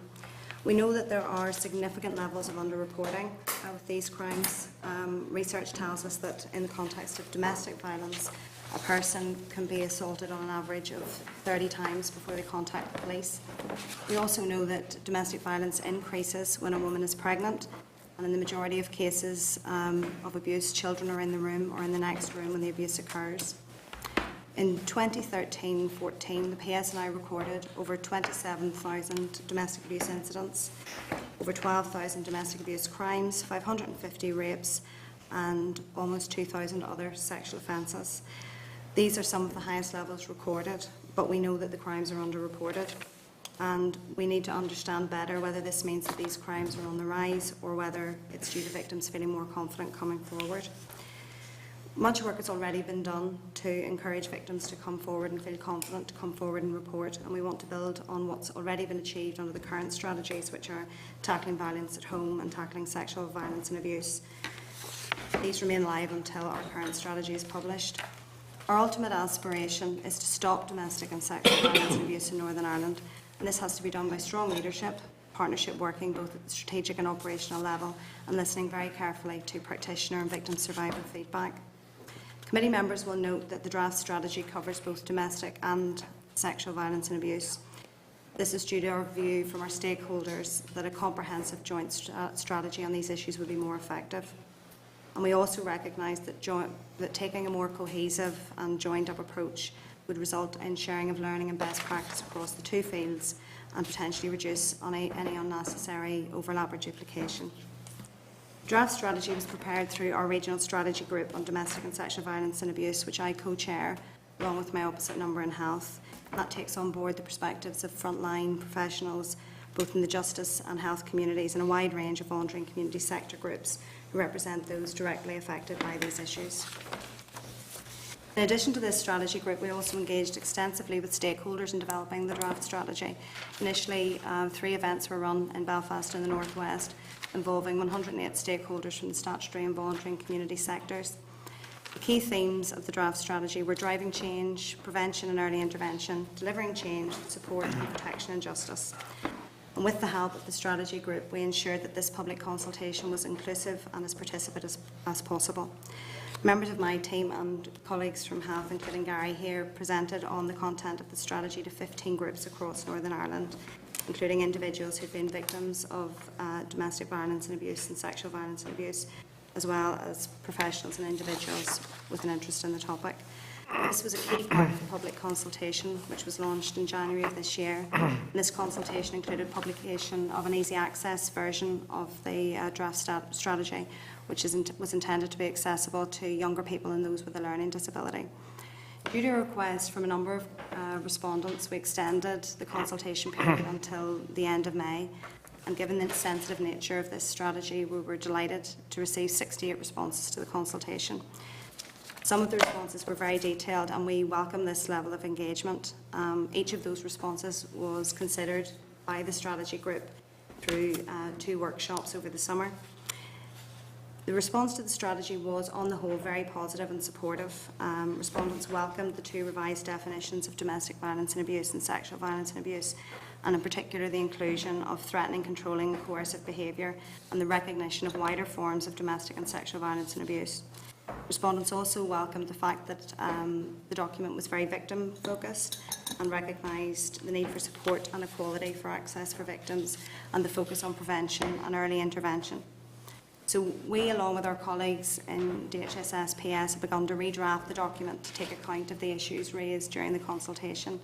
For example, we need to make more reference to the civil justice system in recognition of the fact that that's a route that many victims take. Also, we got some feedback on some of the models that we'd use, the language and the terminology that people felt were inappropriate or didn't properly reflect the experience of people coming through the system. There was also a desire for us to reflect more comprehensively some of the services that are already available, and also to locate our strategy more within the overarching human rights context. Some of the issues that were raised will require us now to have further engagement, in particular with other departments, for example on health, housing and other issues. So where we go from here is having those meetings with the other departments to see if we can further enhance what we have in the strategy. We will then have the final document reviewed by the strategy group before going to our respective ministers. So we would anticipate coming back to the committee with that more final draft in the spring, before our intention, following executive approval, to publish before March of next year. The strategy that aims to build on existing good practice to focus on tailored and responsive services and support, early intervention and prevention, and a strong response from the justice system. Mr Chairman, I've provided members with an overview of the consultation and our proposed next steps. My colleagues and I are very happy to take any further questions on it. Well, thank you very much, Moira, and certainly I welcome the progress that has been made. I appreciate, though, it's 2013-2020 strategy, and obviously it hasn't been published yet, so the committee will be keen to see it actually finally published. In terms of the resourcing of the document, given the current environment, the financial environment that the departments find themselves in. Is there any concerns that this strategy won't actually be resourced? Well, that was certainly one of the issues that was raised with us during the consultation. And obviously we're in the same position as all of our colleagues across the department and other departments, in that we are operating within a climate of some financial uncertainty. But certainly we would hope to see a number of the key commitments that we already have on this area continue to be funded. And we're also going to look, and I think this is something that is a necessary consequence of the change in financial climate. We're also going to look very carefully at where we can work differently or more innovatively within the resources that we've got. And in particular, I think that's one of the benefits of having taken a very strong partnership approach here, is that it allows you, having built up those very good relationships with stakeholders, to have very open conversations about how we could do things differently within the existing resources that we have. In terms of, obviously you've had people making submissions, but where have you looked at best practice outside of the jurisdiction to inform the strategy that you would want to implement? Well, there's the evidence base that was used to inform this strategy was drawing on some international best practice, as well as what's happening in other parts of the UK. And perhaps, Martine, you could talk a wee bit about that. Yes, certainly. I mean, there was a desk-based research pack developed and considered by officials. We've also linked, as Moira said, with colleagues across the UK and also in the south of Ireland, just to try and consider best practice across the development of a strategy. But I think probably even more important is the research base from our regional strategy group and the victims that have been fed in through both the regional strategy group and the consultation process, which I think helps shape that best practice to best deliver here in Northern Ireland for our own needs. Why is it that the domestic violence seems to increase whenever the woman's pregnant? What was the underlying causal factors for that? Because that seems pretty alarming, that violence increases when the woman gets pregnant. Yeah. I think it's possibly because the victim is perceived as more vulnerable. I'm not sure of the actual detail of individual circumstances, but I think it is because the woman is seen as more vulnerable. I'm not sure from a health aspect whether, Gary, you would have any comment? No, that seems to be the evidence base, yes. Yeah. Pretty shocking. That is. It was shocking at any point, but you know, it's to exploit someone in an even more vulnerable position just speaks volumes about the individual that would do that. Any members have any points to make, Mr. McGuinness? Yes, Chair, thank you very much indeed, and thank you very much for your submission to the committee today. I think one of the real problems is how do you encourage victims of sexual or domestic violence to participate in the justice system? I think there's a real problem there, and I'm not sure how one encourages that or how successful in doing that. Have you any response to that in terms of the consultation?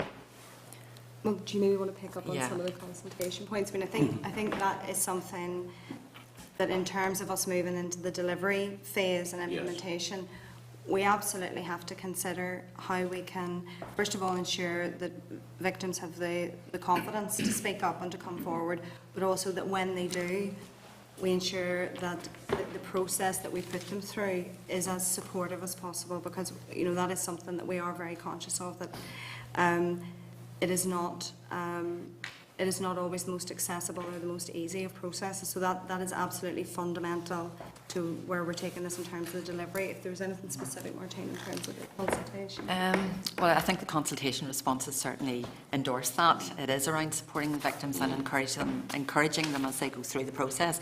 I think within the justice system, work has started on trying to address that, both for the wider victims issues under the Victims and Witnesses strategy, but also within the area of domestic violence. We're currently piloting not so much a specialist domestic violence court, but a specialist listing arrangement in the North West, which aims to hold cases which involve domestic violence on particular days within the month, and to ensure that all of the support services are there, right from the police to victim support, women's aid, to try and support the victim.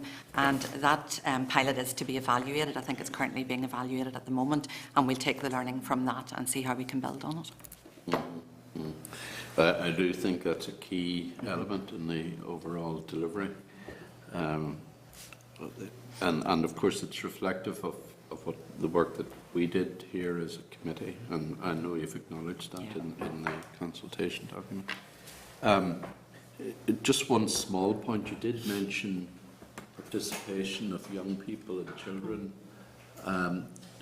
Was your version child-friendly or Well, of the I think the consultation? we have there's maybe two elements to it. One, we did produce, I think, easy access, isn't that the phrase that we used, which we had intended to be accessible for younger people and people with sort of learning difficulties. We don't think we got that right. The feedback that we got was not positive, and that's something that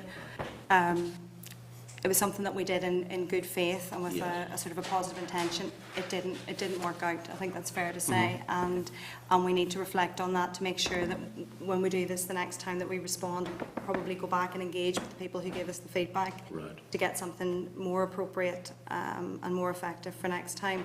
But alongside the accessible version, we also had the events that were held with some young people as well. And Gary, maybe do you want to pick up on that? Maybe going back to the easy access version, we used the easy access version as a sort of halfway house between an easy read version, which is normally pitched at individuals with a learning disability, and a children's version.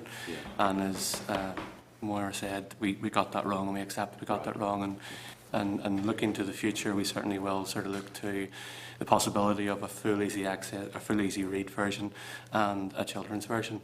The events, the engagement events, we had two events particularly for children and young people. One organised by NSPCC in Craigavon.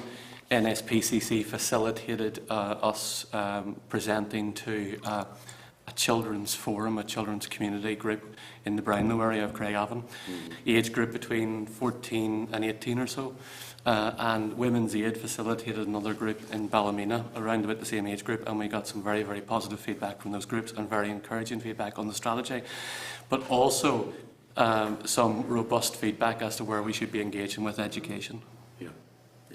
Thank you very much, that's extremely helpful. Thanks, Mr. Pitts. Yeah, I think one of the positive things about this is the cooperation between the Department of Health and the Department of Justice, because there is that cross-cutting that takes place. More recently, we had the opening of the new facility at the Antrim Area Hospital, which deals with abuse. And have you seen the benefits of that coming through, getting more cases reported to you? I would be of the view that in terms of the numbers of cases that are being reported, in terms of domestic violence and indeed sexual abuse within within the home, that we are only scratching the surface, not really getting to the true extent of it. Are you seeing greater numbers reporting this type of violence? I think the figures would show that certainly there is certainly an increase in reporting, but as I think Moira had mentioned, we're not clear whether that is because victims feel more confident to come forward or whether it's actually a rise in incidents. We're maybe seeing some of the hidden issues because, and I think certainly for domestic violence, as Moira said, in many cases it can be up to 30 incidents before a victim feels safe and comfortable at reporting. So perhaps some of the work that we've already done around raising awareness and the establishment of the Rowan and the MARACs is possibly encouraging victims to feel that they can. And that will be one of the key drivers behind the strategy, is to increase the level of reporting that takes place, because having low numbers being reported is not a sign of things being good. It's actually a sign of people who are too afraid to actually come forward. Absolutely, and raising awareness is a key element of the new strategy through an integrated information plan where we would seek to raise awareness with the general public, but also I think with the key professions and organisations who may encounter victims, and that's a piece of work that we're very keen to take forward. Yeah, good piece of work, thank you. Okay. No other members then? Can I thank you very much for coming, and obviously we look forward to seeing the final product in the new year. Thank you. Okay, members, moving on. Item 6. At our meeting last week, the committee considered correspondence from Lord Morrow regarding a new clause 10b of the Human Trafficking Bill and the committee's amendment to clause 19, which makes provision to commence the bill 3 months after it receives royal assent. Lord Morrow indicated it would be helpful if there was a longer time frame for commencement of the bill to provide the necessary time to put in place measures to effectively support the implementation of new clause 10b, which he intends to introduce, and the purpose of which is to support those who wish to exit from prostitution. The committee agreed to extend the timescale set out in the amendment to clause 19 from 3 months to 6 months, and that a draft amendment to reflect this change should be prepared for consideration at this meeting. The best approach that has been suggested is to bring forward a draft amendment to the proposed amendment by the Minister, which, if we do that, would insert, or in the absence of such an order, 6 months after royal assent. The proposed approach will achieve the change agreed by the committee, whilst also providing flexibility for the Minister to commence provisions of the bill before the 6 months period, if he wishes so to do. So if members are content, then that'll be the approach that we'll take. Agreed? Agreed. Item 7 is the proposals for the oral evidence sessions to the Justice Bill. The relevant papers were emailed to members earlier today. The papers, it's also in your tabled pack at pages 11 to 19. The paper set out brief details of the responses received on the Justice Bill, the proposed amendments to the bill from the Department of Justice, the Attorney-General, and the one that was put forward to the committee by Jim Wells. And proposals for the oral evidence sessions are to be scheduled from November onwards. The proposed oral evidence sessions are based on those organisations that have raised substantive issues or are offering differing viewpoints on the bill and the proposed amendments. So trust members have had an opportunity to look at it. You'll see we'll deal with the main clauses of the bill on the 12th and 19th of November.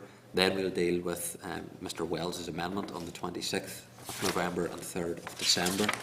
And then we'll deal with the Attorney-General's amendment in January, with the Attorney-General coming near the end of January, because obviously there will be legal issues raised that relate to the entirety of the bill, and I think it would be useful for him to be able to clarify that. So I trust members would accept that that's a fair, balanced selection of those that are to come before the committee.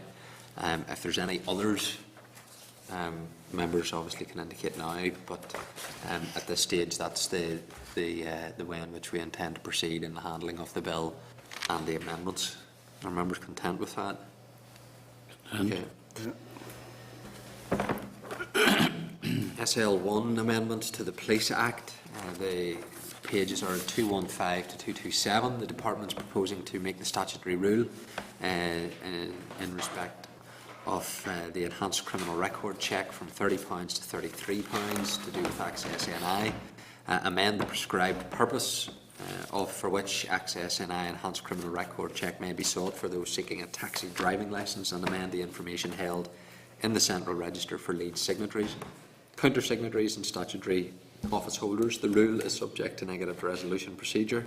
Access NI has sought the views of the key stakeholders on the proposed fee increase.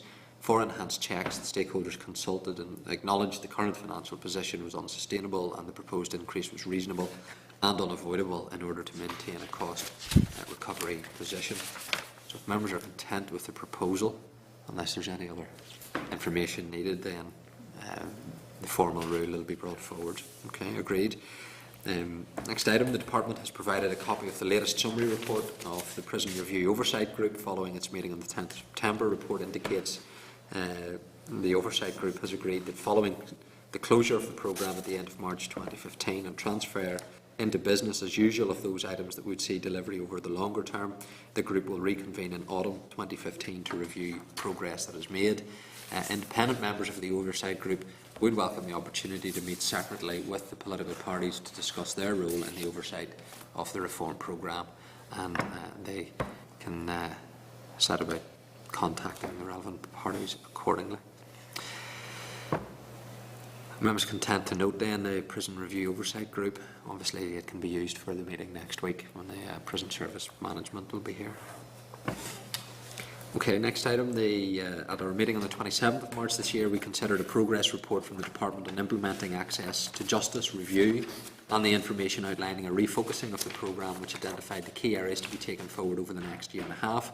The Department has now provided a further progress report on the key areas identified and the projects outlined in the Department's Action Plan 2012 to 15. Analysis of the report indicates that there is some slippage with a number of projects. Details of these projects and areas where the committee may wish to request for further information have been set out by the clerk in your meeting folder. If members content, we will seek some of the further information that the clerk has highlighted in that memo. Agreed. Correspondence. There's 9 items. I'll draw attention to some of them. Item 1 from the Department of Justice following the oral evidence session and proposed consultation to reform the scope of civil legal aid. The Department has provided further information on these issues raised regarding levels of representation and specifically on the operation of the statutory charge. Members are asked to note that response unless there's further information needed. Item 2 is an invite from the Department of Justice to the Community Awards ceremony, which is in the Great Hall on Wednesday the 5th of November from 6 p.m. and any members who wish to attend, if you can advise the clerk accordingly. Item 9 is correspondence from Relatives for Justice, providing a briefing paper and a range of questions for the oral evidence session with Chief Constable George Hamilton on the PSNI budget and pressures. Correspondence was only received by email at 10 to 10 on the day of the evidence session. That's 10 to 10 in the evening, and therefore couldn't be circulated with the evidence session had already taken place. If members are content, we'll forward that correspondence to the Chief Constable to respond directly to the questions raised, and we can ask to be copied into that response. Okay, agreed. And item 1 on the table package, correspondence from the Department providing a statement by the Secretary of State for Northern Ireland in Westminster yesterday in relation to the security situation in Northern Ireland. It's there for members to note. Is there any correspondence, comments on the correspondence I haven't mentioned? If not, we'll agree to action it as outlined in your meeting pack. Agreed. Chairman's business. There's an invite from the University of Ulster Graduate School of Professional Legal Education at Magee. The acting director of the University of Ulster's Graduate School of Professional Legal Education has invited myself and the Deputy Chairman to give a presentation on the work of the committee. The Director has also invited the committee to hold a meeting at the graduate school sometime over the next academic year. So obviously members, if I'm able to do it, I will seek to arrange that accordingly, or the Deputy Chairman, and we can bear in mind the request to, or the invitation to hold a meeting at some point. If we're able to do that, certainly I'm happy to facilitate that request if we get an opportunity to do so. Then there's correspondence from the Criminal Cases Review Commission regarding the power to access information in the private sector, and the Deputy Chairman met with the Criminal Cases Review Commissioners on the 30th of October at their request to discuss the work of the Commission. During the discussion, the Commission highlighted that its power to obtain information only relates to the public sector and does not extend to material held privately. The 2013-14 triennial review of the Commission was supportive of the Commission gaining the power to access information in the private sector, and the proposal also has the support of the Justice Committee and the Ministry of Justice in England. The proposal does, however, require legislative change. At that meeting, I did invite the Commission to provide information on the proposal and a copy of the draft provision. The Department has now scheduled a written briefing paper on a draft consultation document on the proposal, which the Commission has referred to, and that is being held on the 19th of November. So if members are content, we could consider this issue and any further action once we've had an opportunity to have a look at the Department's written briefing paper. Is there any other business? 15th. Next meeting is next Wednesday. If the Minister agrees, next Tuesday at 11 o'clock in the morning, and you will be advised in due course of the precise arrangements for the meeting that we are seeking with the Justice Minister, who has indicated that he should be able to facilitate us. Thank you very much. Northern Ireland Assembly, Committee Room 21.